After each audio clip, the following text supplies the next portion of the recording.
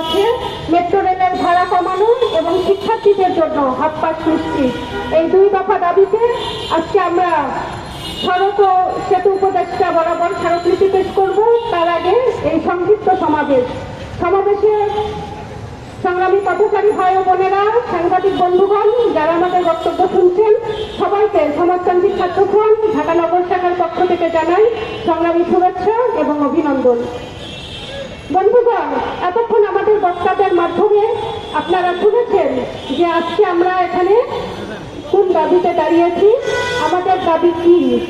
আপনারা জানেন যে এই মেট্রো রেল যখন চালু করা হলো, মেট্রো রেল একটা গণপরিবহন, তাহলে এই গণপরিবহন মেট্রো রেলটা যখন চালু করা হলো, ঢাকার যানজট নিরসনের কথা বলে এই মেট্রো রেল প্রকল্প বাস্তবায়ন করা হয়েছে।